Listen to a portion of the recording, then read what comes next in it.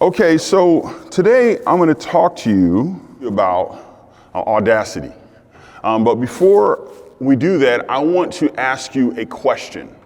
And the question is, what is the power of a moment? Okay?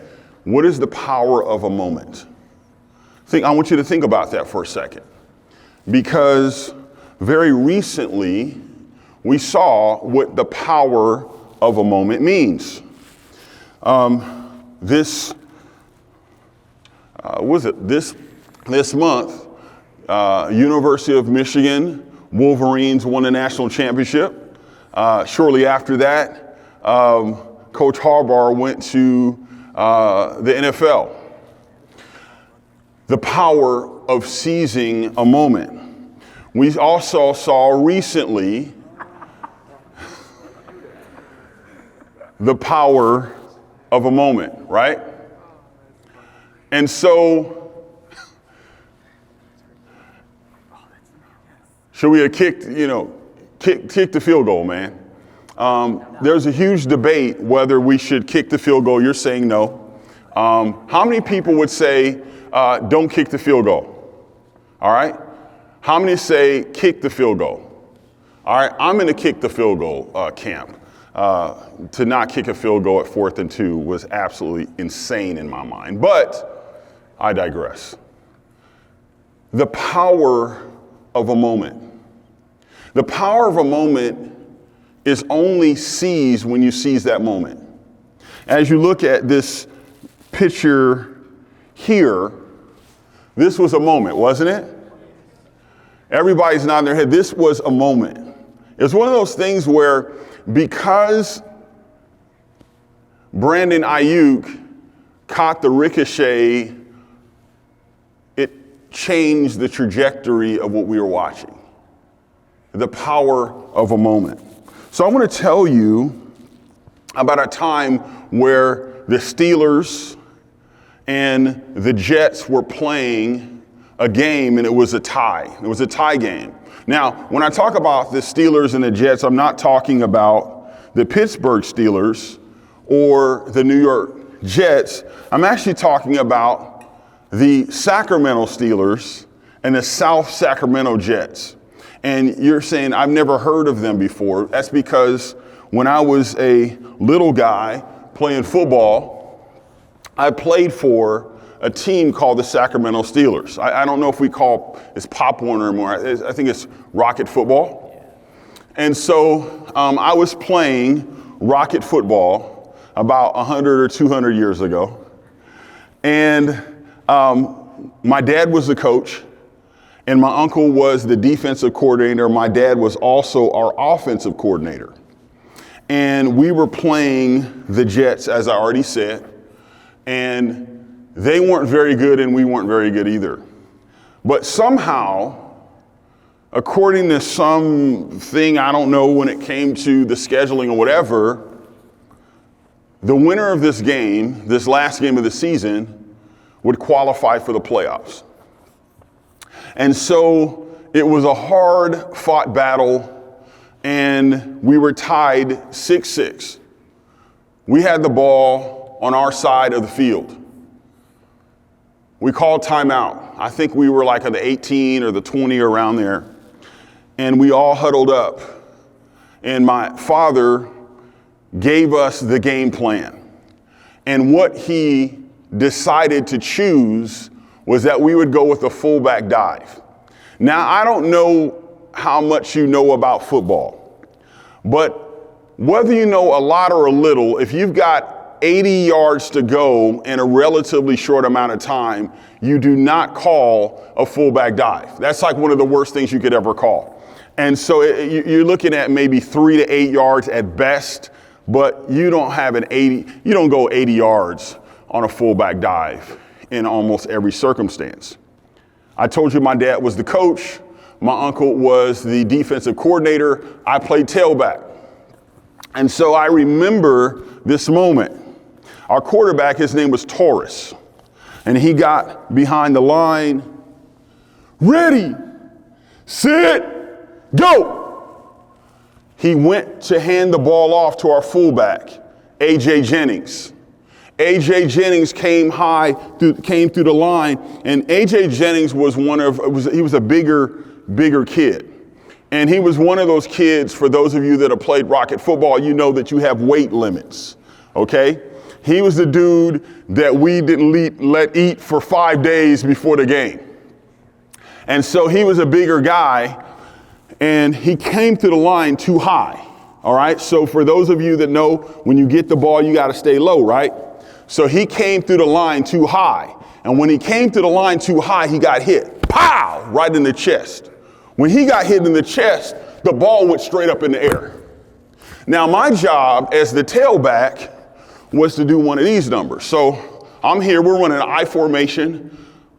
I'm supposed to jab step here, and I'm supposed to flare out like this, like I'm getting a flare pass right here, all right?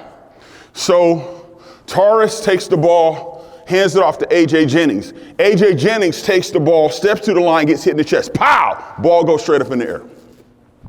So your boy is right here, right? And so I look over and I see the ball. And so have you ever had a situation or a moment in your life where everything seemed to go to slow motion? So it's like this.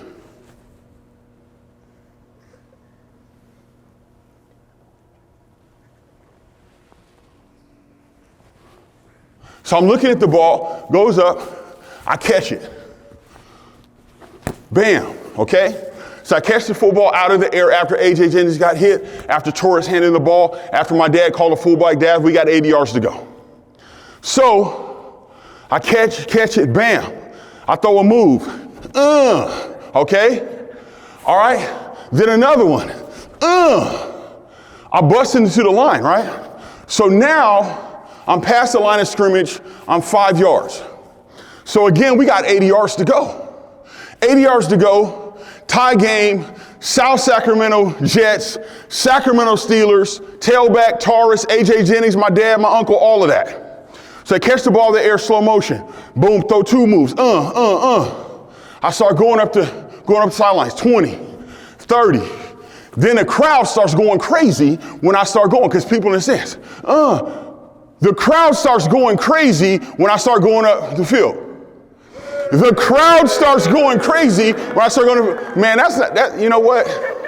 Man, wow, you guys sounded like the Lions fans after the game right there.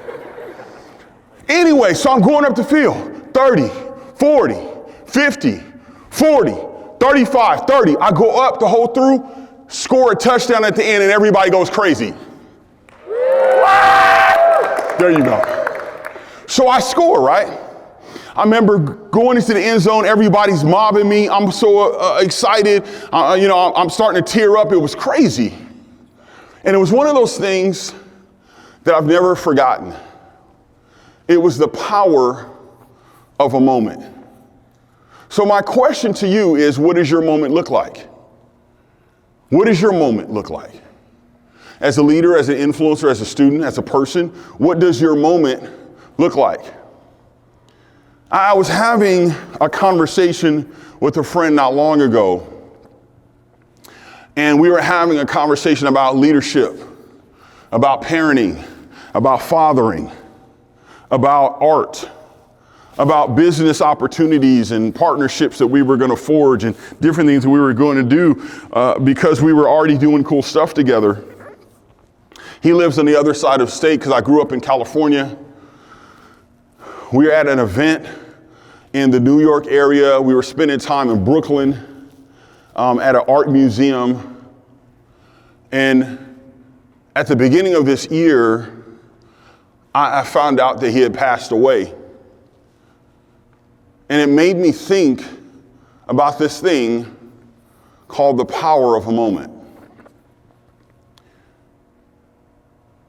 I understand that somebody very close to a lot of you lost recently. When we have people in our life that are gone sooner than we expected, it gives us the opportunity to reflect. What is the power of a moment? The power of a moment is really actualize and realize when we seize it. It's one thing to have the ball go up, but if you don't catch it, you've not seized it. When Brandon Ayuk caught the ball the other night, he seized the moment. When the Wolverines won the other day, they seized a moment. Now, the most important moments go far outside of the gridiron, the basketball court, a field of play, because we're really talking about life. So today, I want to talk about, as leaders, as influencers, of people of impact, the fact of the matter, you're here because that's who you are. But how are you going to seize the moments that are in front of you in a way that actualizes, that manifests, that releases, empowers you, and influences others to make the world a better, more beautiful place? That the life that you lead and the legacy that you leave is one of value. Let's seize our moments. Is there anybody in here want to, let me ask a question. What does seizing a moment mean to you? And what does seizing a moment mean in relation to anything that I just talked about just moments ago? Does anybody want to speak to that just briefly? So raise your hand. I'll ask you your name. Did somebody say something? Was it you in the blue? No? What does seizing a moment mean to you? What does seizing a moment? Yes. It means like keeping yourself in the moment and like absorbing everything that's happening around you. What is your name? Maddie. Maddie? All right, Maddie. Do you play football? No. Do you like football? No? Not really? Okay, because I was going to give you this football, but if you don't want, you want it? Okay, there you go. All right, there you go, Maddie. All right, give it up for Maddie.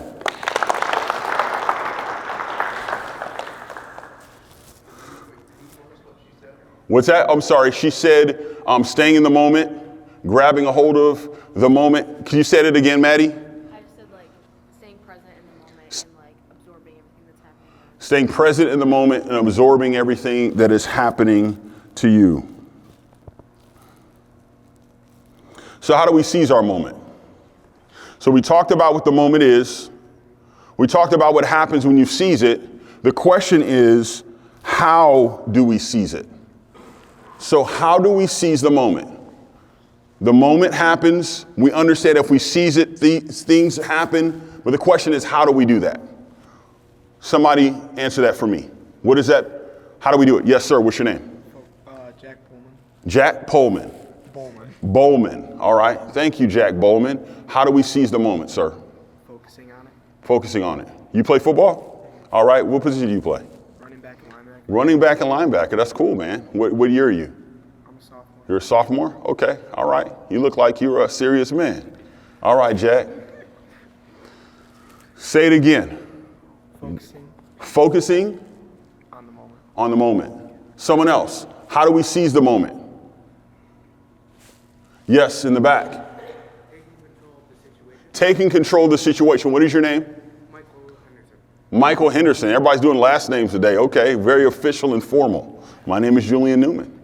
Okay, someone else. What does it mean to seize the moment?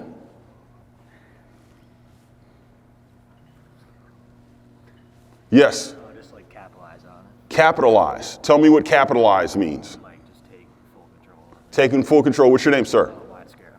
What's that? Wyatt Scarra. Wyatt? Yep. Okay. Thank you. Oh, there you go. Last name again. All right. Thank you, Wyatt. Okay. Anyone else? Last person. How do we seize the moment? Yes. Take advantage of your opportunities. Take advantage of your opportunities. What's your name? Kyrie. Kyrie? Like Kyrie Irving? You got a crossover, I'm sure, that's pretty ridiculous. Okay? So how do we seize the moment? We take control. We capitalize it. We grab a hold of the opportunity. One of the things I want to talk to you about is to live audaciously.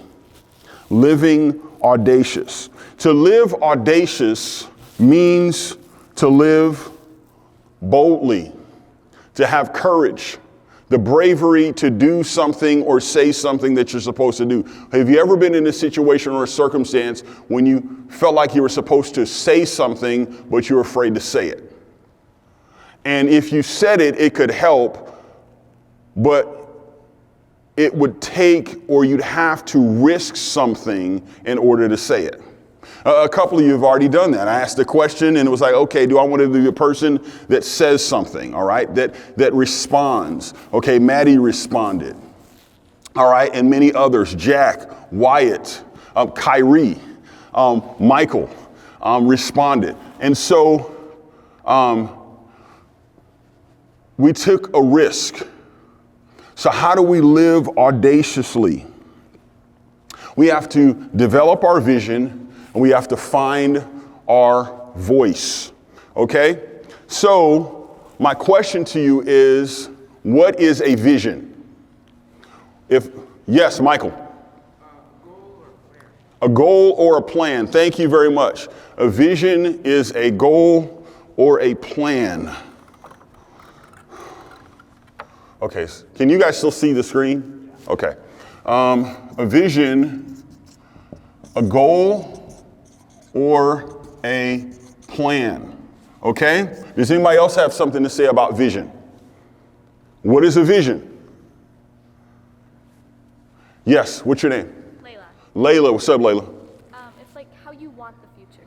I love that. Okay, and I love the way you said that, how you want the future to be. You said it with some passion. That's good. Okay? How we want the future to be. Okay, anyone else? What is a vision? Yes. An idea that you have of the future. What's your name? Ozzy. Thank you, Ozzy. Okay, an idea. Now, we live in a world where folks are taking selfies or whatever, okay? I'm sure that you may have already done that, and it's early in the morning, okay? And social media, pictures and posts and things of that nature are important, okay? We got to make sure that we got our lighting together, we got our filters right, and we all these different things because we want to make sure that we're looking our best on social. A vision is an idea. A vision is a goal. A vision is a belief or a picture of what you want the future to be. So my question to you is, what is your vision? What is your vision for you? A little bit later, I'm going to ask you to actually write down what your vision is for you. Because I think it's important for every person to have a vision for their life. If we're going to live audaciously, if we're going to make the world a better, more beautiful, more amazing place, we have to be people that know what our vision is. We got to know what our vision is. And our vision can be very succinct, or it can actually be a bigger. So for example, if I were to give you a perspective about a bigger vision for my life, I would talk about me being a father. I would talk about investing in my daughters. I would talk about having healthy relationships in my life. I would talk about mentoring other people and leaving a legacy of beauty and love and togetherness. If I were to give you a log line or a statement about vision, it would be to live heroically and inspire other heroes to do the same. To live heroically and inspire other people to do the same. Because I have this belief that each and every one of us has a heroic calling, destiny, purpose that we were born into, that we came onto the planet with. And it is in our part of our life as we live audaciously is to unlock the heroic awesomeness and empower others to do the very same. So every person in here has a superpower. So if we're under the belief that you are on this planet to do heroic things, whether that's athletically, academically, whether that's relationally, wherever, if we believe that, that means that we have superpowers that make us amazing. Now, my superpower and your superpower are different. But the reality is we all have something that we can contribute to the world that's different than other people's contributions. So the first thing I want you to know is that you yourself are a hero, okay? If you're writing down notes, that might be something good to say, to write down, okay? And because you guys are leaders and all that kind of stuff, you guys take notes and you do all those things that are necessary. So the first thing I want you to know that you are a hero, okay? All right? The second thing I want you to know is that you have superpowers. And one of the things about the way that we are is we look at other people's awesome and then we want that to be ours. Have you ever done that? Where you look at something that someone else is excellent in and you say, you know what, I want to be like that. I want to be able to move like that. I want to be able to dance like that. I want to be able to dribble like that. I want to be able to do math like that. I want to be able to speak like that. I want to be able to read like that. I want to be able to do that thing. So what happens is we have a tendency to look at other people's superpowers. They're other people's awesome. We go, man, I want to be like that. And there's nothing wrong with being inspired by other people's awesome, but sometimes it goes beyond that. And we neglect the power that we have trying to do something or be something that we have not put on this planet to be. Because if you're trying to be like me and I'm trying to be like you, you're not you and I'm not me, and we're not doing what we're supposed to do. So the first thing I told you is what? That you're a hero. The second thing I've told you is that you as a hero have superpowers. The next thing that I want you to know is that you as a hero have a cause or a reason why you have the abilities or talents that you have. When I was a little boy in elementary school, we'd have our parent-teacher conferences. And I hated these things. How many of you guys love parent-teacher conferences? Oh my goodness, you do? Wow. Tell me why you like them. I was doing really good in school. There you go. So it's an opportunity for you to say, for people to go, you know what? I'm amazing. Tell me your name. Kiera. Kiera? My daughter's name is Kira, so that's very similar. You're in the same name neighborhood. Okay, Kiera. How many other people like going to parents-teacher conferences? Okay, Michael, why did you like it? I may not be the best at all of my classes, but it at least allows me to see the perspective of my teacher and my parents. Man, there's a reason why you guys are in this room. My goodness.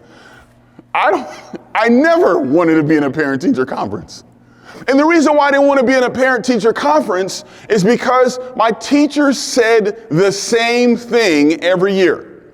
They said, Julian is a good student. He's a good kid. He's a nice boy. But man, he talks too much. He talks too much. He's making jokes. He's making people laugh. He's talking about this. He's talking about comic books and all these other things that are going on. He's talking too much. Now, I would say that my teachers were probably pretty accurate. I talk too much. But what I didn't recognize, and maybe they recognized, that was part of my superpower. And so even though I didn't really know how to use it as effectively as I needed to at that third grade or fourth grade or fifth grade point, but it was a part of my superpower to bring value and beauty and awesome to the world. What is yours? So the first thing I said was what? That you're a hero. The second thing I said was what? You have a superpower. Okay, the third thing I said is that you've got a cause, a reason why your superpower exists. Because your superpower is not just because. Another thing that you need to know about yourself is that you're a hero, you have superpowers, you have a cause, but you also have villains. Okay? Villains. Peter Parker, what was the villain? You got the Kingpin, you got Doc Ock. Who are some of the other villains in the Spider-Man universe? Who do you got? Michael. Mysterio, Craven. Okay, look at you, man. You're a comic book head, man. You're going deep. Yes. What's that? Green Goblin, okay? Batman has what? The Joker. Wonder Woman has who? Who does have Wonder Woman have? Just people just doing crazy stuff, all right? I don't really know. Who does he have? Superman has what? Lex Luthor. Black Panther has Killmonger, all right? N'Jaka, okay? Every hero has a villain. And it's important to recognize that without the villain, the hero isn't necessary. If you think about the greatest stories that you've ever read, it isn't about the hero, it's about the villain that the hero overcomes. It's about the adversity that the hero overcomes that makes the hero heroic. When I said that I want to inspire heroes, I want to inspire legends, I want to live a legendary life, I want to leave a legacy of impact for others around us, that has to be true of you. But in order for us to be those people, we have to fight adversity. Villains will come into our life and will have difficulty and struggle in order for us to do our heroic things. We often wish for adversity to leave. We often wish for hardship to not to be a part of our life. But the reality is our response to adversity, our response to difficulty, our response to pressure, our response to pain even will define whether we'll be heroes or not. I believe that Coach Dan Campbell should have kicked a field goal to go up 17 points in the third quarter. I believe that he should have tied the game when it was 24-27.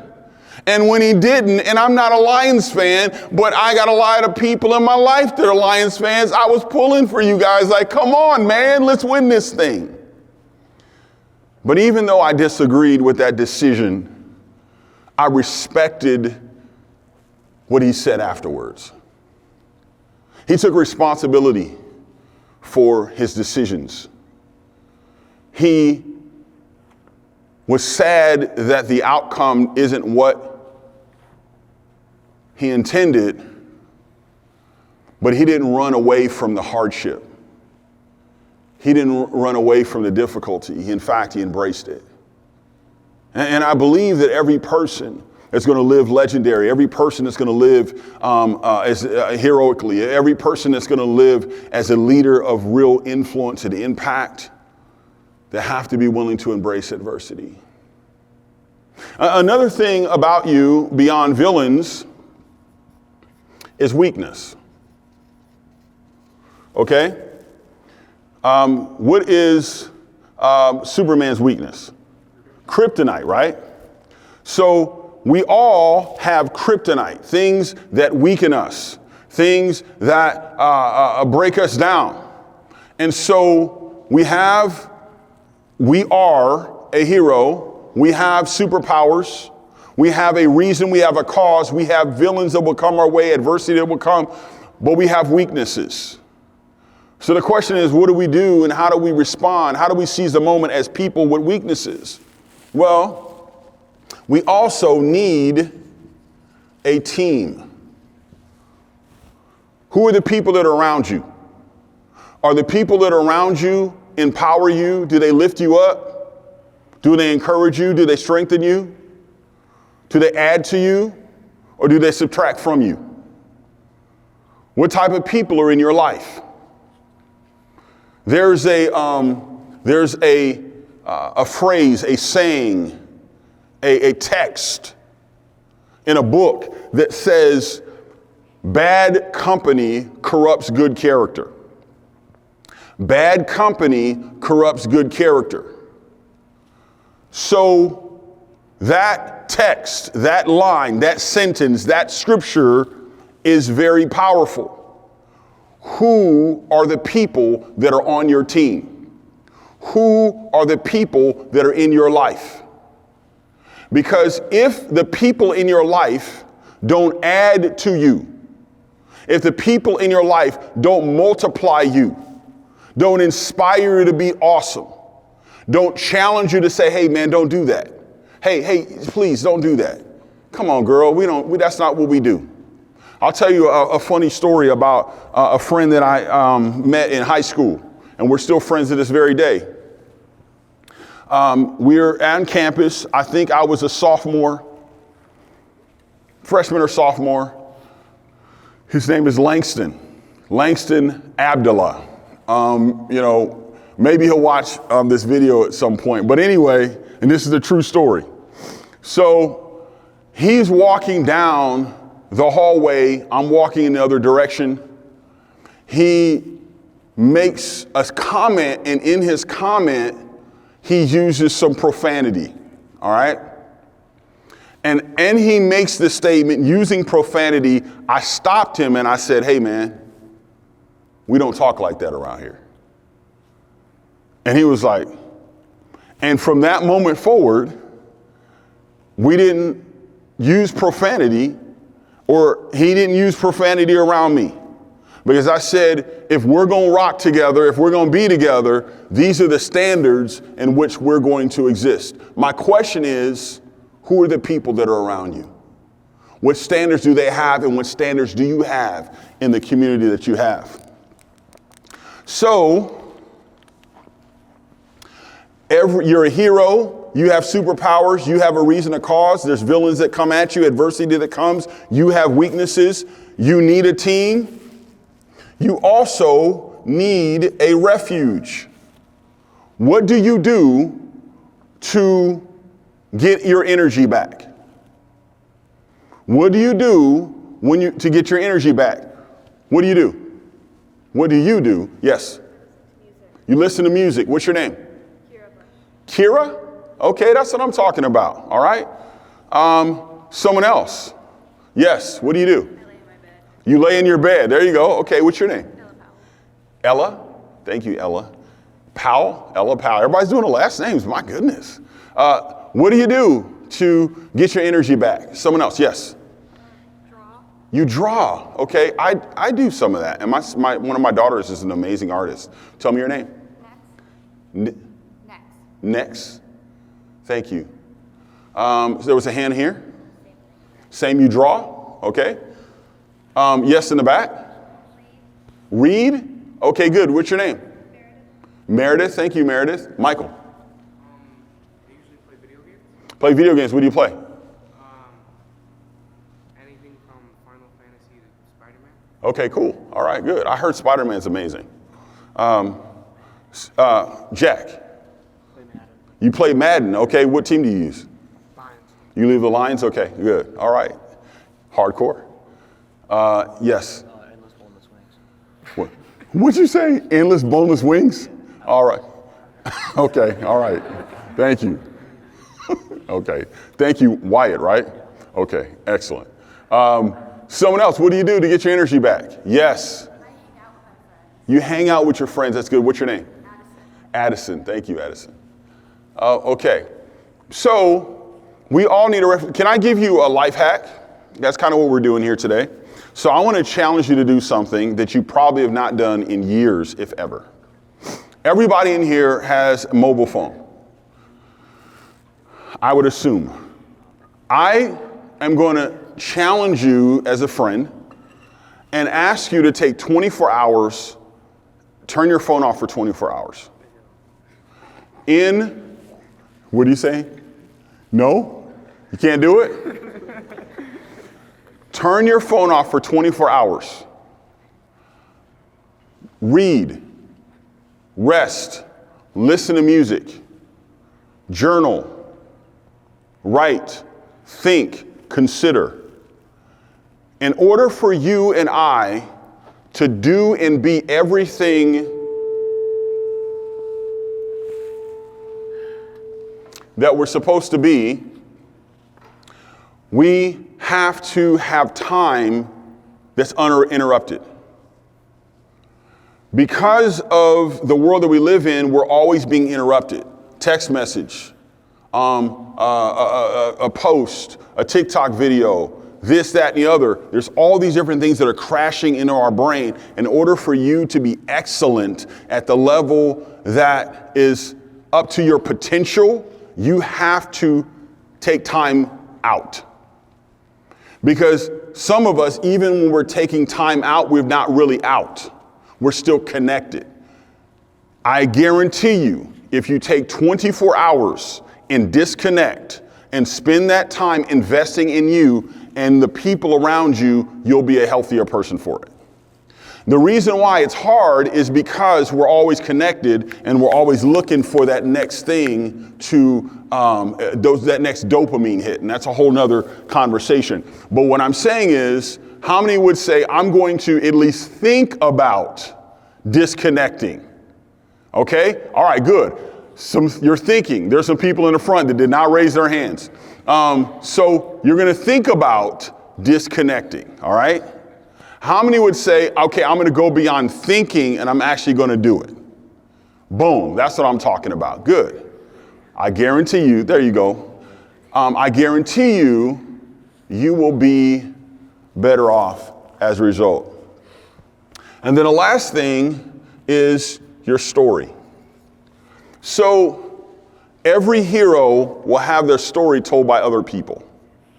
You think about the most legendary, most iconic people. What are some of the names we'd say? If I were to say, tell us about a legend or an icon or a person that made the world a better place or did something memorable that still has impact on the world sometime after they did it, what would you say? Would you say Jordan Love? Okay. All right. Yes. What's it? Harriet Tubman. Yes. Awesome. Yes. LeBron. Okay. Yeah. LeBron. Okay. Yep. Martin Luther King Jr. Yes. We just celebrated his birthday. Yes. Muhammad Ali. Yes. My goodness. Great. That's a great. Yes. What's that? Kobe Bryant. Black Mamba. What's your name, man? What? Jaquel. Kobe's one of my dudes. All right. So I appreciate you bringing up the Black Mamba. Yes. Gretzky, yes. What's your name? Zach. Thank you, Zach. Someone else. Icons, legends, memorable. Yes.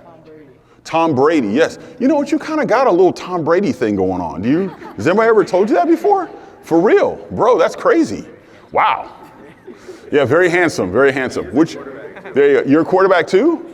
Man, he's got the Tom Brady cut and everything. I'm serious. This is crazy. I'm not trying to be funny. You actually look like Tom Brady. So what's your name, man? Cole. I mean, if you said Tom, I would have just really fall out. Thank you, Cole. Someone else. Legends, icons. Yes, Meredith. Mother Teresa. That's a good one. Tiger Woods. Tiger Woods. Tell me your name, man. Owen. Thank you, Owen. Tiger Woods, Jordan Love. Anyone else? Yes, Michael. Stan Lee. That's a good one too. Yeah. So in every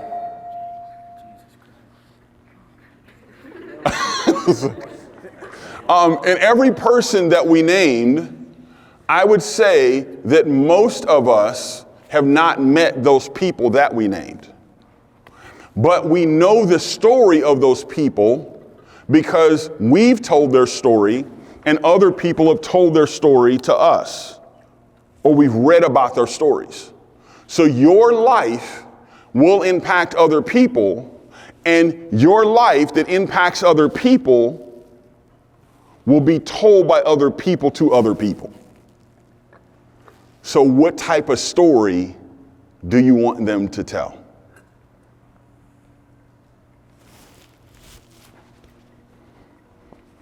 Any questions or comments about anything that we've talked about so far? Vision, hero, purpose. Can you guys see the screen? Yeah. Who can tell me who that is? Isn't that Michael Sarah? What's that? Michael Sarah? No? Yes. Same? Okay. I'm going to give, if you can tell me who that is, I'm going to give $40 to any person that can come up with who that is. Okay? Owen? No. Okay. Someone else. All right. $60. For who can tell me who that is? Actor, right? Yes. No. $80. $80. No, I'm not giving you a hand for $80, man. 40 and 10. What's that? 40 and a hen. 40 and a hen. Okay. Okay. That's good. We're negotiating now. All right. And tell me, you're Zach, right? Zach, and what's your name, man? What's that? Bryce. Okay, Bryce and Zach were negotiating with me. They said 40 and a hint. Okay, so 40 and a hint. Here's the hint. This person has impacted every person in this room. Oh, what's that? One dude that came in here. Okay, Andrew Vito. okay. What's that? No. Okay, sorry, Maddie. Owen. Andrew Vito. No. No. Okay, I'm gonna give you a second hint, okay? For $30. Okay, $30 and 2 hints. Okay, it is somebody who has influenced everybody in this room, as well as every person, almost every person on the planet. Okay? Almost every person. What's that? Dan Campbell, yes. Yes. All right, that was 30 and 2 hints. All right, obviously we don't have anyone that can get the answer. This is a person by the name of Steve Jobs. You knew? Good job, all right?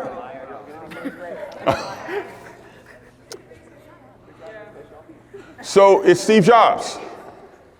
And Steve Jobs, he and his team invented the iPhone and mobile technology in a way that has influenced the world. Whether you are an iPhone person or you're an Android person, and if you're an Android person, we still love you. But this man impacted a lot of people. He's no longer with us. He passed away in 2011 of pancreatic cancer. But one thing I want you to think about, we talked about vision, but I'm going to talk more about you. Because it's important as we sit there and we think about our vision, we also have to realize that our vision is connected to us. And what type of vision that we have is often impacted, influenced by the way that we see ourselves as a visionary. When I asked you, what is your vision? And you thought about your vision, what type of vision do you imagine or think of? Is it a low vision, a limited vision, a lunar vision, or is it a loony vision? Let me explain what I mean by them. A low vision is a vision of survival, meaning I just want my future to have enough for me to survive. I just want enough to make it through the day. If you ever ask somebody, how are you doing today? And they'll respond and say something like, you know what? I'm just trying to make it through the day. You've ever heard somebody say that? Of course we have. And no, we're not knocking them, but they've got a 24-hour vision that's connected to survival. I just want enough to get by. And often when we have a just get by, get enough vision, it's generally because we've gone through adversity and we're wounded and we're bruised as a result of what we've gone through. It's very understandable. Do you have a low vision? Or do you have a limited vision? A limited vision is, I have a vision that's connected to what I can see. What I can see.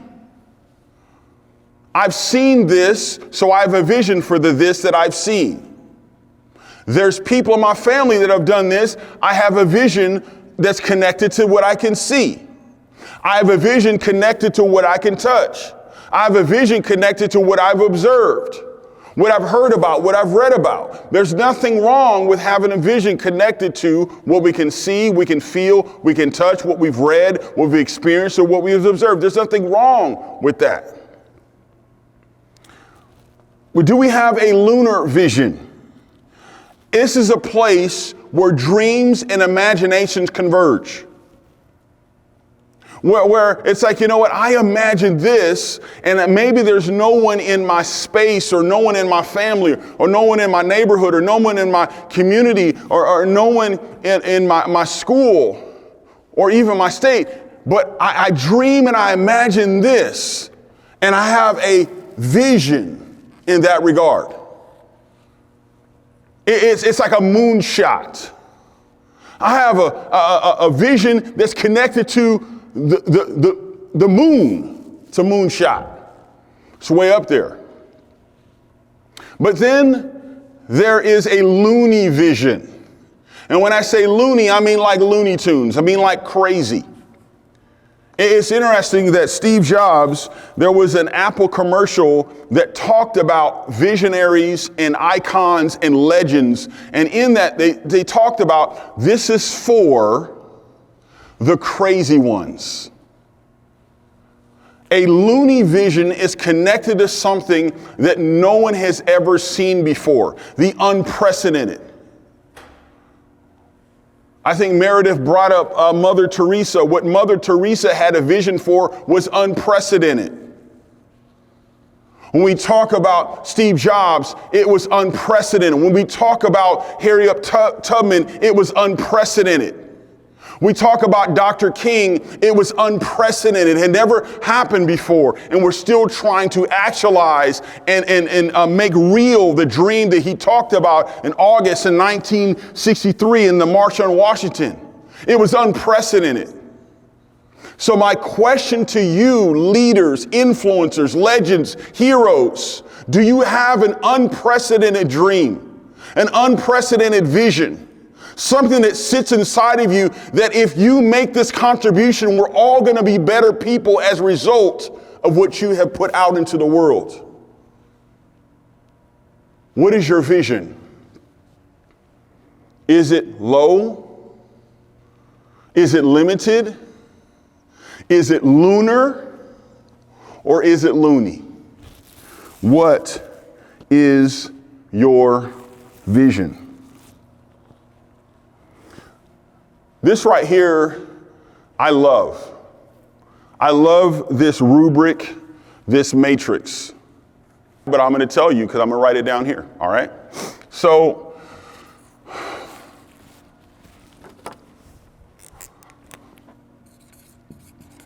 wound, fear, identity,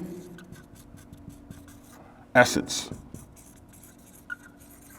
Okay, so somebody give me a hero from a comic book or some story that we'd be familiar with. Give me an example. We brought up some of them, but someone. Give me a hero. Michael. Iron Man. Okay, good. All right, so a wound is a trauma or something that happened to the hero that hurts, harms, traumatizes the hero. So we're going to talk about Iron Man's Tony Stark. What is Tony Stark's wound? His dad died. His parents died. Okay? So his parents died. As a result, so when the hero is wounded, gone through trauma, there's generally a fear attached to that thing. All right? So what would Tony Stark's fear be? Kiera? Yeah. He's going to run out of time. Oh my goodness. Kiera, that's so good. All right? Going to run out of time. Identity is the mask the hero wears, the armor that the hero puts on to guard against being hurt again. The wound was painful. The identity is a false mask that the hero wears to guard against the wound happening again. What is Tony Stark's mask? We'll go with Michael, then we'll go here. Yes. Billionaire, playboy, philanthropist. Okay, look at you, man. You're quoting the movie. All right, good. All right, yes. Exact Same same. thing. Billionaire, playboy, philanthropist. All right.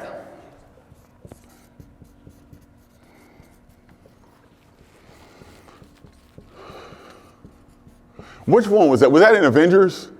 When he said that? Iron Man 2. Okay, so yeah. All right.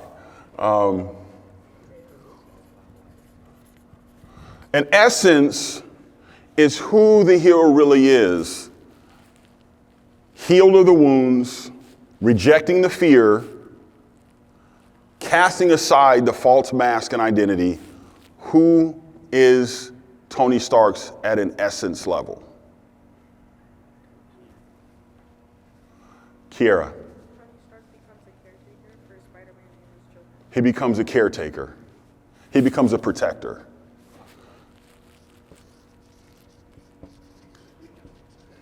And it's funny is, I've actually never done this with Tony Stark. So there's a lot of other characters that we generally use, and this is so good.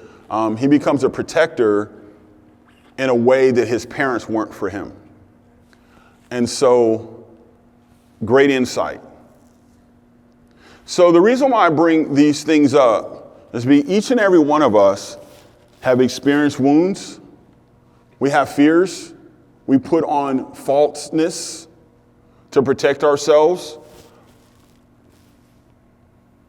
But what is our essence? Who are we underneath all of that? I can remember going to different things, and I've done this even as an adult, where you feel like you have to play a part that's not you because you're nervous or you're insecure or you're like, I want people to like me. So you do all the stuff that you think other people want you to do rather than just being you. And who you are is the gift. Who you are is the treasure, the gem, the blessing, the awesome. What is your essence? I think living in essence, and this is where this slide applies,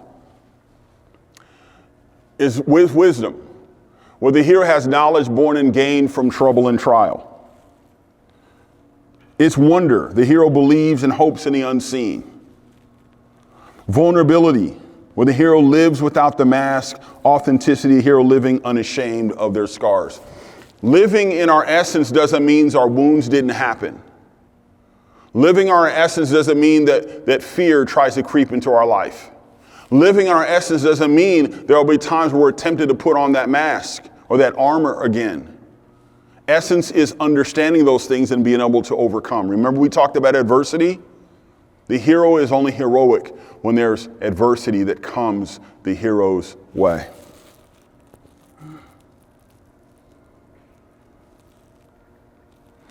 So this is what we're going to do.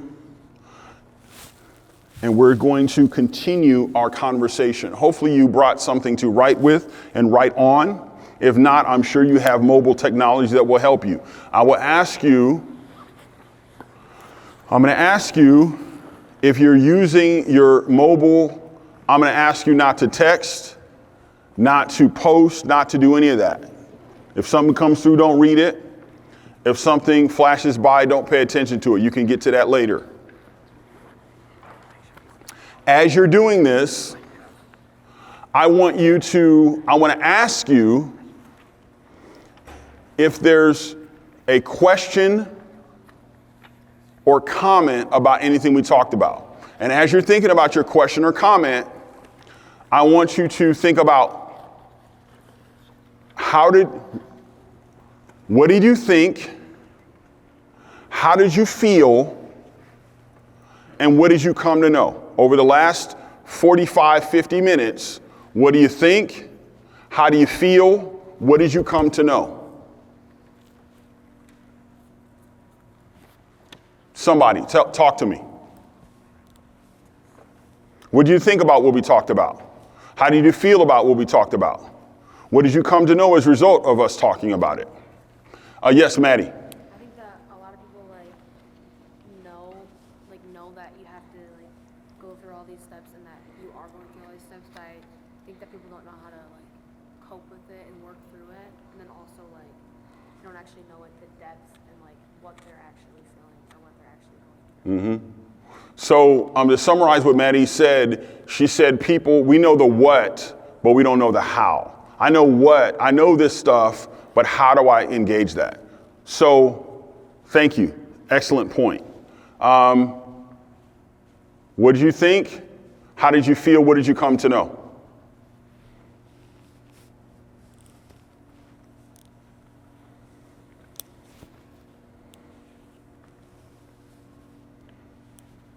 Yes, Kira.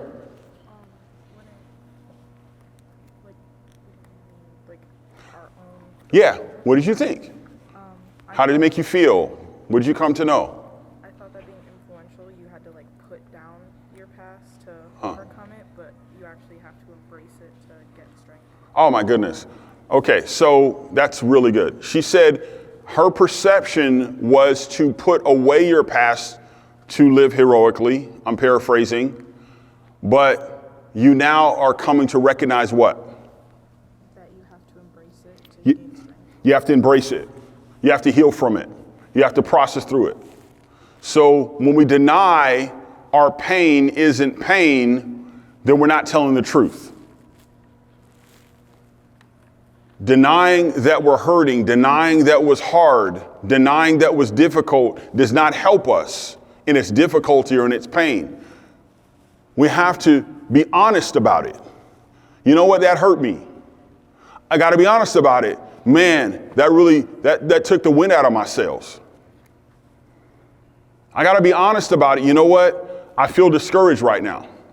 Now, the question is, when I'm discouraged, when I'm depressed, when I'm depleted, what do I do? Remember, we talked about the hero has a team of Avengers.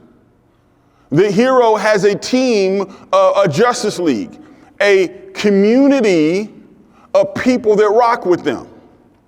And so when they're struggling, the hero goes to their community. When the hero is struggling, the hero goes to the refuge. They listen to music, they draw, they journal. They go talk to a friend, a coach, a therapist, a counselor, a parent, a mentor. They don't deny that it hurts, but they process their pain in a positive way so their hurt does not hurt others. There's a quote that says, if we do not transform our pain, we will transmit our pain.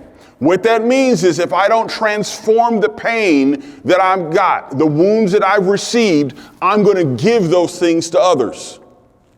We've all heard about people that have been abused, that become abusers. We've heard that, right? There's pain, and that pain was transmitted because the pain was not transformed. It was not processed through. Anyone else? Question or comment? How did this make you feel? What do you think? What did you come to know? Yes. Personally, I have more than one vision. One of them is like the bare minimum. The other one, it's like basically I have visions that go up all the steps. That's good. And so the one I probably, I go to the bottom one first. That one's just the bare minimum. Yep. You know, it's one of those things. Sometimes there's visions that are so powerful and precious that we have to be careful to speak them. I went to film school and I love movies, and I do stuff, so much of my mind thinks about films. But there's a movie that I'm sure not a lot of you have seen because it's been out for a while. It's called Gladiator. Okay, I see some of you have.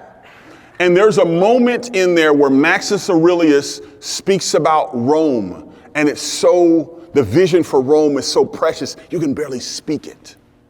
What I'm saying is some dreams, some visions, some futures are so precious that we have to be careful to whom we speak. Because our visions are fragile. And if we speak them to those that don't understand the fragility of vision, they'll try to crush it. Oh, you can never do that. I don't see that. Oh, how are you going to do it? Do you know where you came from? You know what your family's like? You know what your last name is? You know what? So we have to be careful in which we speak. Thank you for saying that. Someone else? Question, comment, thoughts about anything we've talked about here today? Living audaciously.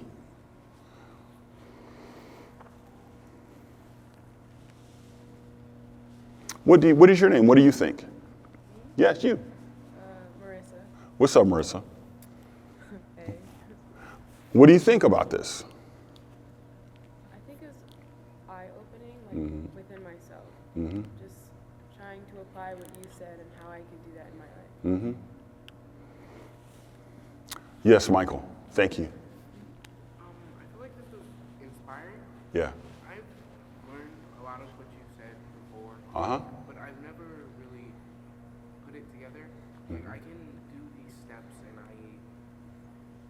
I've seen like all of this put together all at once, but I don't think I've ever gone through it once at a time and really looked at it. Mm-hmm. Thank you, Michael. Yes, Kira. Like whenever I look into myself or just like think about my past, all I see is like things that have hurt me. Mm-hmm. Is there a way to change that? Oh my goodness, that's such a good question. So, I think about my past, and my past is painful. And I think all of us have pain that's connected to past, because every wound happened then, even if we feel it now. And so what I try to do is I think about the people or circumstances of those that have brought me pain, and I try to change the vantage point in which the story is told. So let me explain what I mean by that. I got hit by a truck when I was 17 years old. And I was on a bike, a truck hit me. I was coming from football practice, and I was in a hospital as a result of it. It was a hit and run, and as a result of their people, there was a person in a house that saw them hit me, that they called 911, they helped me. If they hadn't have done that, there was a chance, I don't know, I mean, I'm not a doctor or anything, but I could have bled out, or I've been very, very seriously hurt if they didn't intervene. I've thought about that story many times over the years. And there were times when I thought about it, I was frustrated. Like, dude, really? But I was looking at the story where I was the main character. But then I shifted the vantage point and I moved myself from a main character to a supporting character. I made the person in the truck the main character. And I thought about the world from their perspective.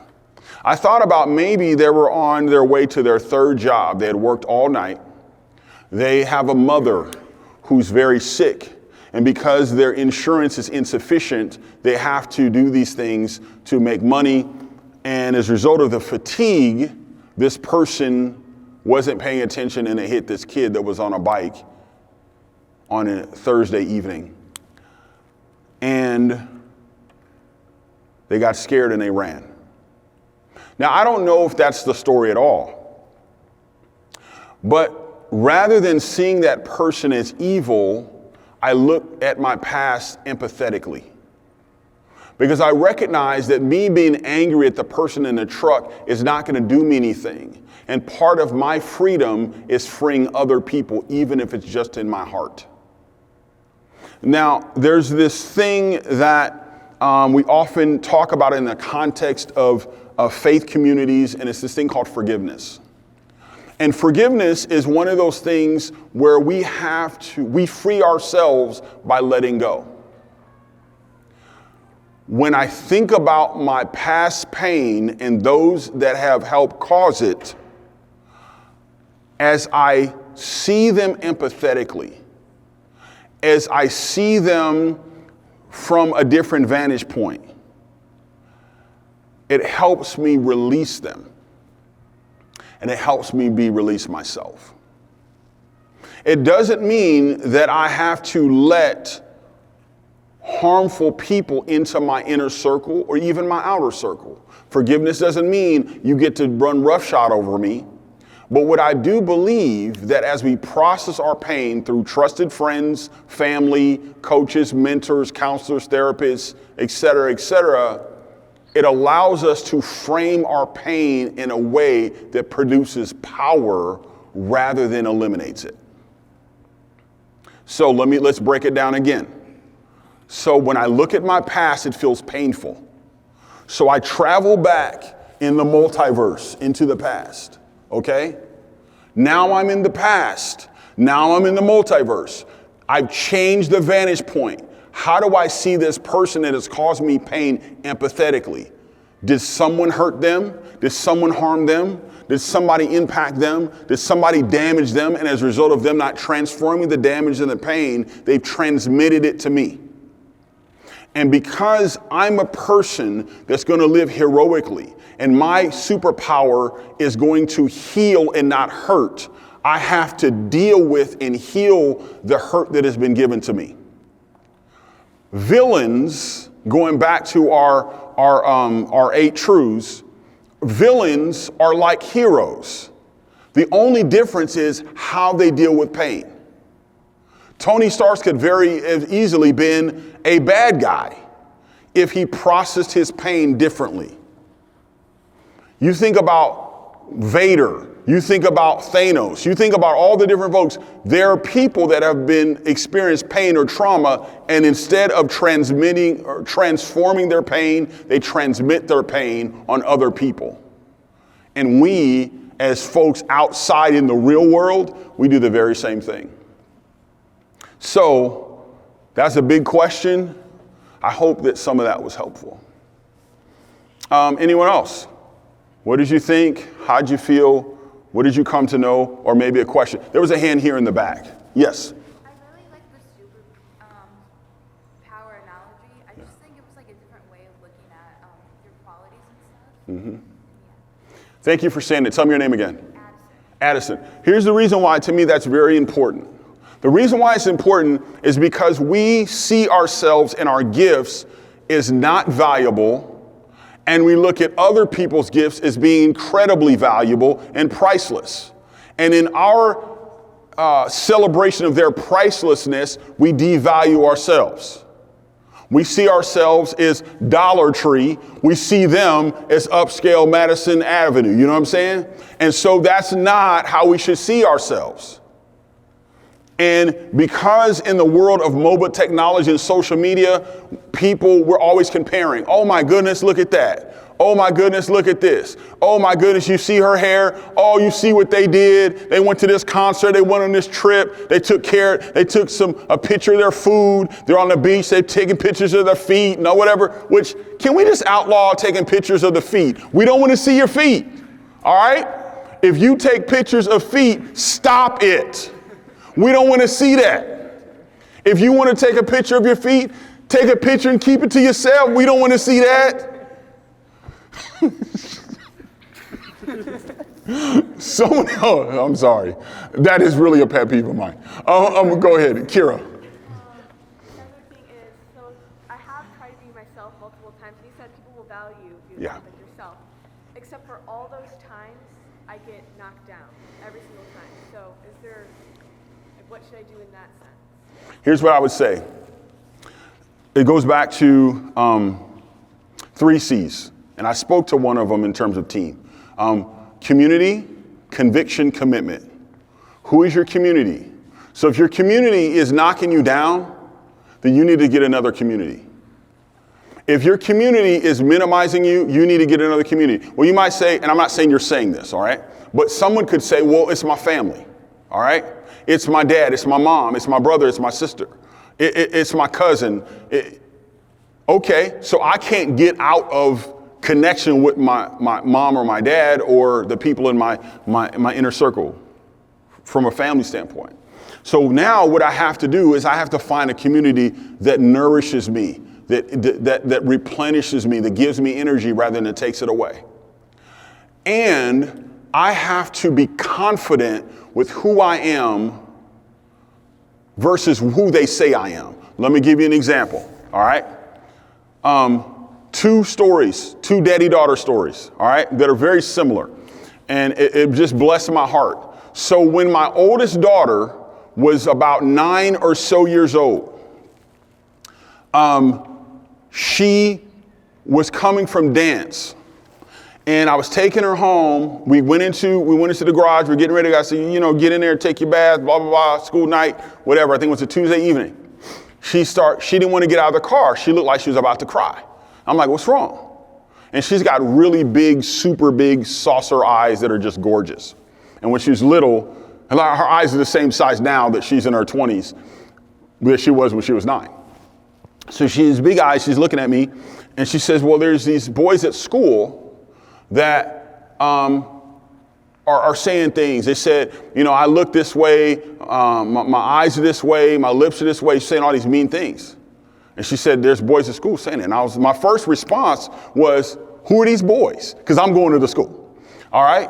And I'm going to ask them to come across, because there's a no-hand school. You can't put your hands on people. I'll say, hey, could you meet me on the other side, across the street? So now you're not on the campus and we can handle our business. But I thought maybe being a grown man, beating up a 9-year-old probably wouldn't be a good look for me.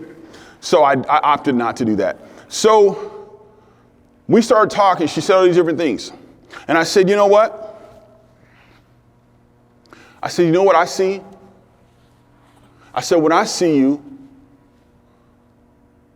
I see strength. I said, when I see you, I see gifting.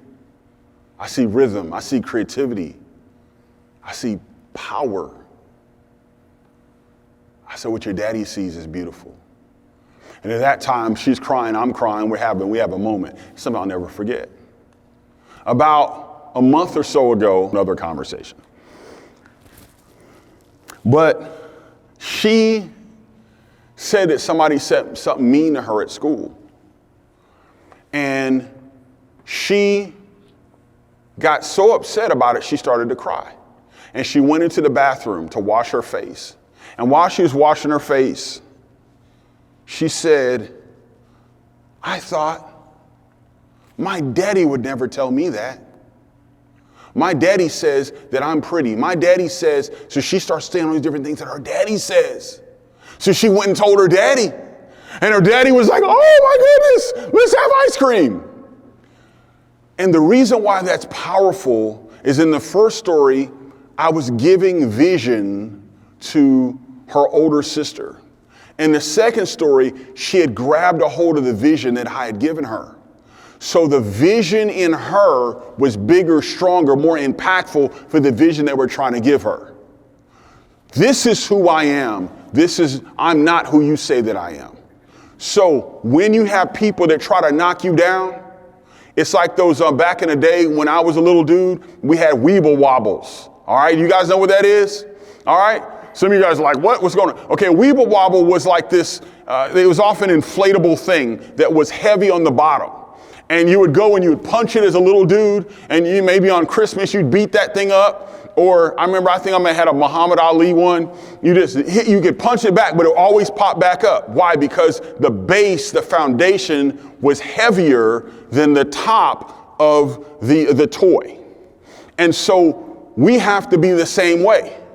Our foundation has to be stronger than what comes at us. We're like weeble wobbles. So it's, or those, you see the little things that are, when it's like a grand opening, those, you know what I mean? Those things, you know what I'm talking about? I don't know what they're called, the things, all right? But what do you call them? The inflatable men or whatever. All right, so the reason why they're there, they don't blow away because they're rooted in something.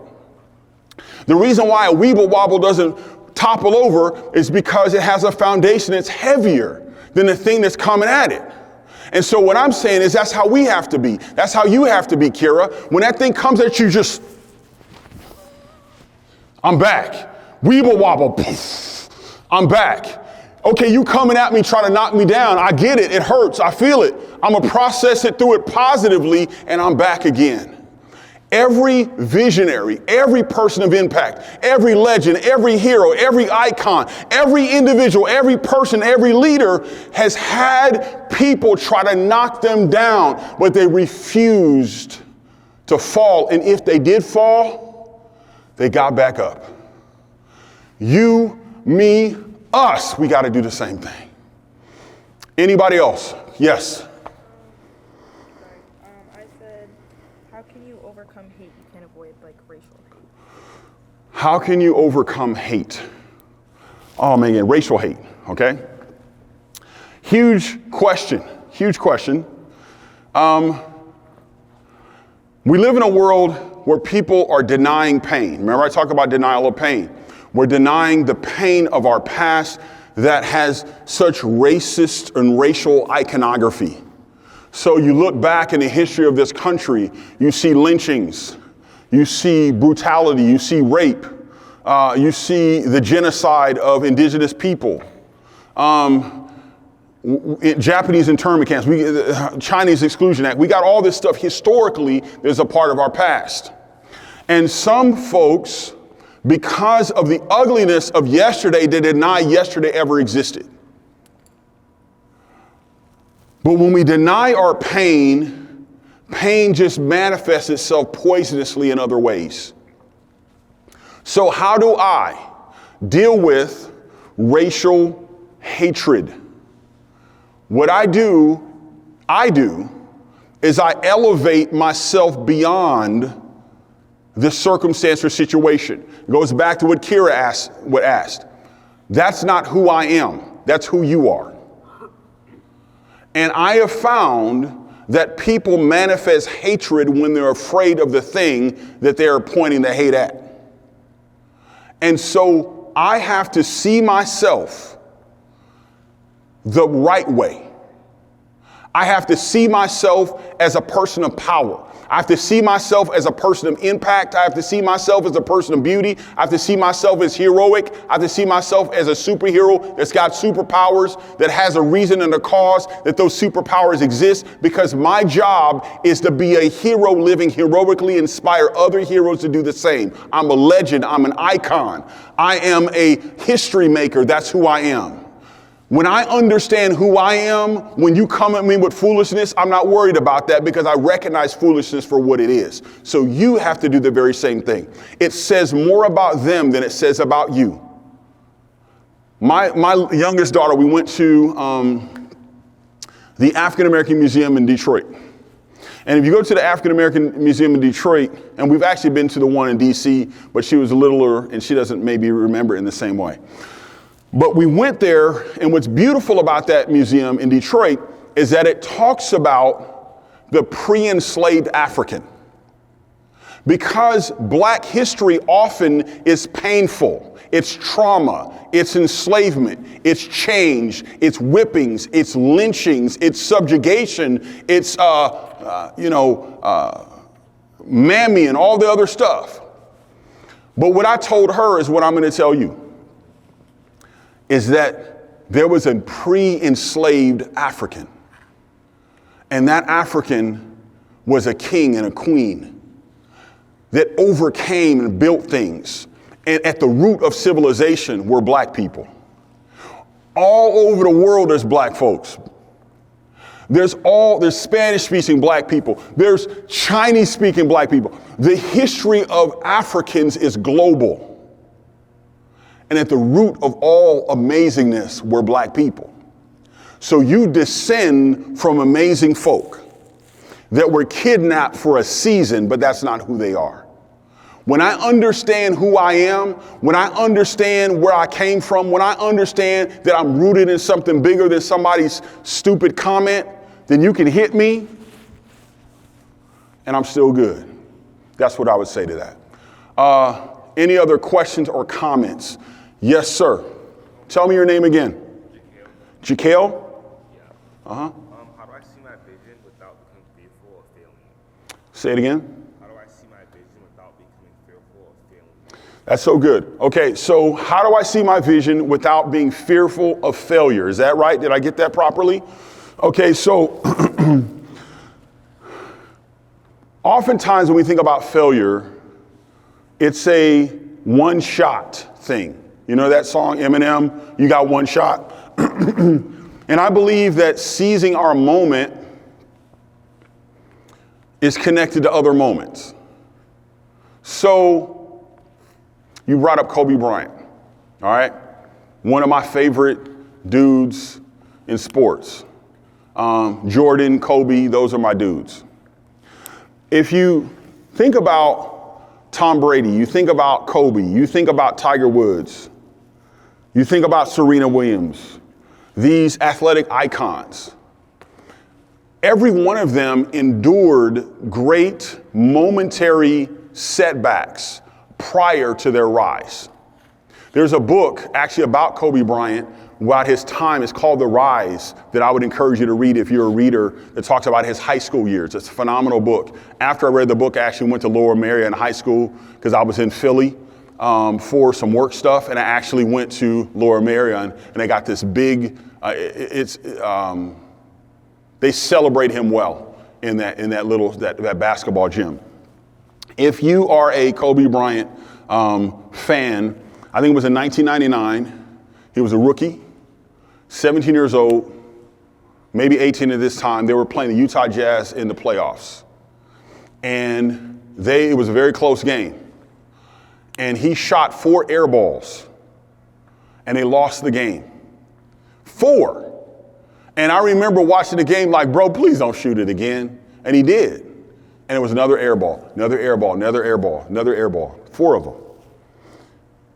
After that game, he said, I recognized what the problem was. The problem wasn't that my shot was bad, is that my legs weren't strong enough.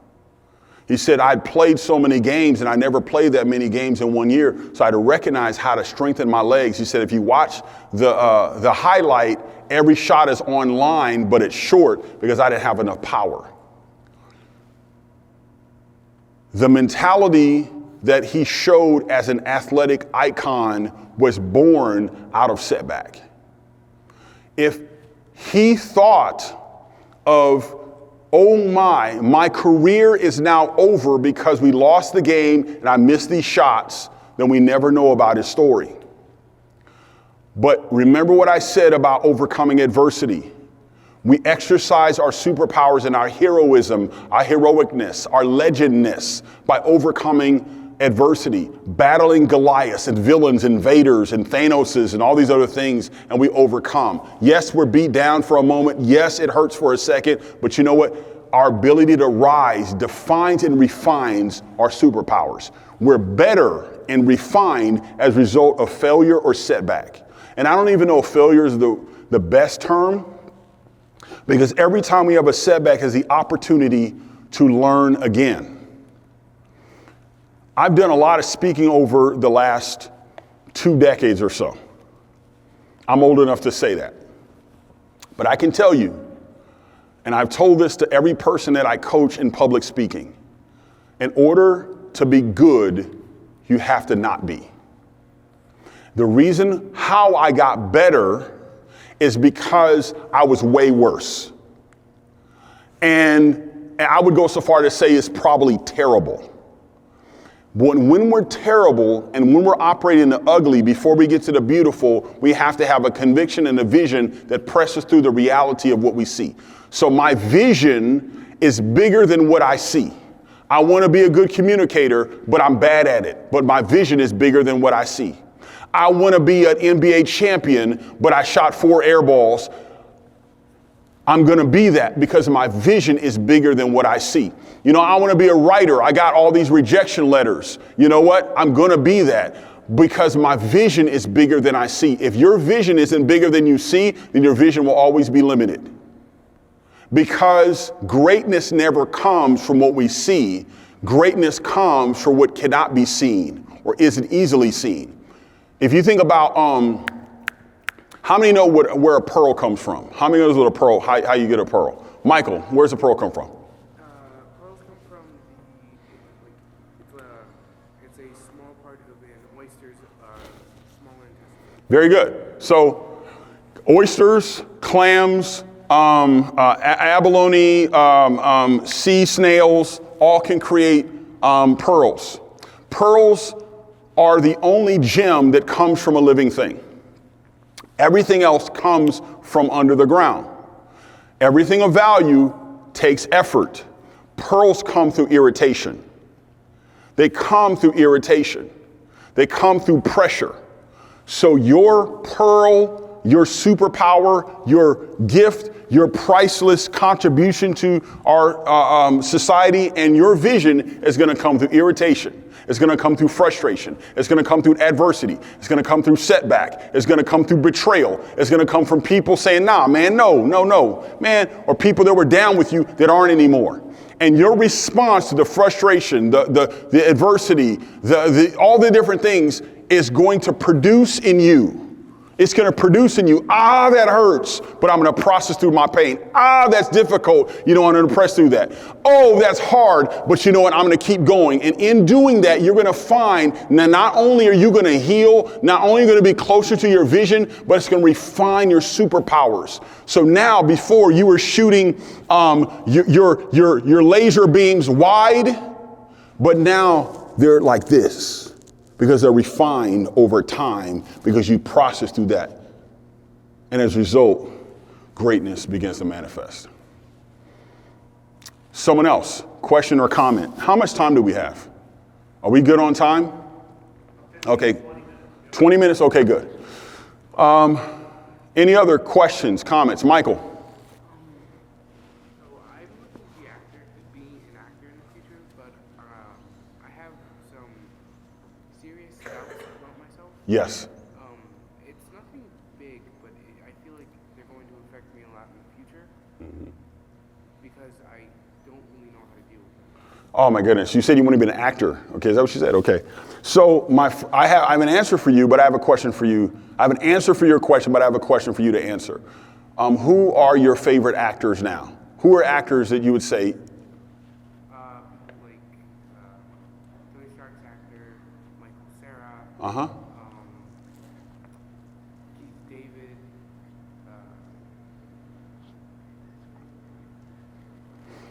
Okay, so that's good. It's good. You have an answer for me, all right? There was a young man not long ago who, because of some of the things I've done in theater and in some little film things, I got to be a part of a film panel last February for Black History Month. One of the people that was at the event wanted me to have a conversation with her son because he wanted to be a special effects artist. And I said, cool. So we set up the meeting and everything. I asked the same question. I said, tell me about your favorite films. So he told me, he said Transformers, he said Avengers, he said Pacific Rim, stuff like that, right? I said, those are good. I said, but what other movies can you tell me about? Because what I wanted to know from him is that if he was a person that was a true artist, that understood the root and not just the branches of the craft. I have a daughter who is a theater major at Columbia at Chicago. And she's been in a lot of little short films, doing a lot of auditions. She's done some pretty cool stuff. My little girl she got some skills. But one of the things I asked her is, who are actresses that you know? And what are their stories and what is their journey? I said, you need to read about Viola Davis and Cicely Tyson. You need to read about Meryl Streep and learn her story. You need to know about Nicole Kidman. These are not just actresses, these are acting icons. So what I'd say to you, Michael, is you need to do the same and learn about those that have preceded you. You need to know about Sidney Poitier. He's got a book called The Measure of a Man that you should read that tells a story about this iconic bohemian black man that had a regalness on screen that was so powerful that he was the first black man to win an Academy Award for Lilies in the Field. And so your doubts are almost always going to have an impact, but we have to have a bigger dream, a bigger vision than the doubts even inside of ourselves. Because sometimes the villains, sometimes the bad guys, sometimes the bad girls are not outside of us, they're inside of us. They're inside of us because of other things that people have said to us. They're inside of us because of failures or different setbacks we've had. So what I have to do is I have to build up my belief and my understanding of my awesomeness and let that be bigger than the other thing over here. And recognize that if you're going to be an actor, acting is an audition business until you get to a certain place. So Denzel Washington does an audition. Okay? Meryl Streep does an audition. But very few people are at a I don't audition stage where, you tell me what you got and I decide if I want to do it. So Denzel does an audition, you audition for Denzel. Almost every person in the acting game is an auditioner. That means that I audition and then you tell me if you want me or not. And a lot of times they say no. So there's two things you need to know as an artist, and I think this is true for all of us in almost everything. So as an actor, you need to audition. As an artist, you need to create.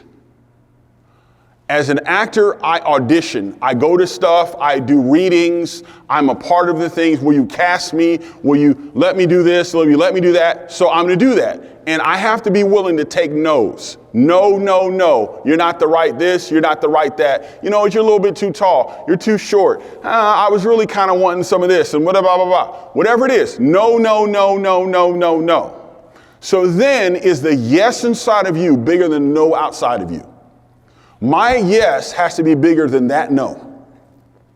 So that's the first thing. So I have to understand that being an artist means that I'm gonna get a lot of no's before I get a yes in an audition. As an artist, I have to create. What that means is I gotta put myself on. So auditioning is there's a platform that I wanna get on. Creating is a platform that I'm gonna make for me to step on. So there's a woman by the name of Issa Rae. Have you ever heard of her? Okay, she's a actress, producer, artist who had a show on HBO called Insecure. Very popular show. I didn't really watch it. I'm not really the demographic that they were looking for. I'm not watching that. But the reason why she got this multi-season show is because she came with a YouTube thing called Awkward Black Girl. As a result of Awkward Black Girl, other things started to come in place, and as a result, she is a Hollywood king and queen maker now, meaning people go to her to do stuff where she was auditioning for stuff. As an actor, you have to audition. As an artist, you have to create, meaning don't wait for somebody to tell you that you're good, be good. And people will find you because you are good. We don't always have to ask permission. Sometimes we just do the thing that's in our heart and then let the chips fall where they may. So, as an actor, I audition. As an artist, I create. The doubts are going to be what they are, but I have a bigger yes and a no outside of me and even inside of me. And I keep learning, I keep getting better. Read about Sidney Poitier, because he couldn't read. And there was a man that helped him, a Jewish gentleman that helped him learn to read because he didn't know how to read.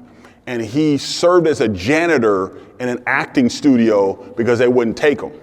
But he was so hungry to be the thing that was in his heart that he was willing to endure hardship and setbacks in order to have it. Great question. Anyone else? Okay, I want you to write down your vision. Write down your vision. After you write down your vision, whatever it is, and I'm not asking you to share this, this is for you. You're going to write down why your vision must happen. What is your vision and why your vision must happen? Write down your vision and why. If your vision is, you know what? If your vision is just, I want to get through enough today. Your vision might be, man, I'm just trying to get a burger. You know what I mean? That's fine if your vision is burger level, but I don't know if there's a big why this must happen other than, you know what, I'm hungry right now. Okay? So if you've got a big vision, there's also a big why. The what is your vision, the why is the reason why the what exists. Why must this happen? What is your Goliath? A Goliath is a giant or giants that come at you to make you be small and feel small. What is your vision? Why is your vision? Where is your Goliath? And what is it? We all have them. We all have them. What do we do about them? How do we deal with Goliath? We do what I talked about. I keep my eyes on my vision. What do we deal with it? I have a foundation of understanding who I am, what I'm about, what my vision is. I might get knocked back. I might get knocked down, but I'm going to come back because I got my eyes on the vision. And later on today, in the next 24 hours, I want you to draw what essence looks like. So the first three things I told you to write, the last one I want you to draw. When you say, well, Julian, I don't know, Mr. Newman, I don't draw very well. Okay? I'm not Ness, who draws well. I don't know how to do that. And is it Ness? Spell it. N-E-X. Next. Okay. I don't draw well like Nex. I don't care that you don't draw well. I just want you to draw what essence looks like for you. What is your vision? Why must your vision happen? What and where is your Goliath? And what does essence look like for you? What does essence look like for you? I hope that you're more confident in your heroism today as a result of our conversation. My hope is that you are more confident in your heroism. You understand that wounds happen. Fear is real. The reality is that we all respond to our wounds and our pain, sometimes in less than perfect ways. But underneath all of that is our essence and our awesome and our amazing. My encouragement and charge to you today is to release your amazingness, your awesomeness, your essence, and your superpowers today to make the world and somebody's life and story better today. Thank you for being so amazing today. I'm so glad and grateful and thankful that I've had the opportunity to be with you today.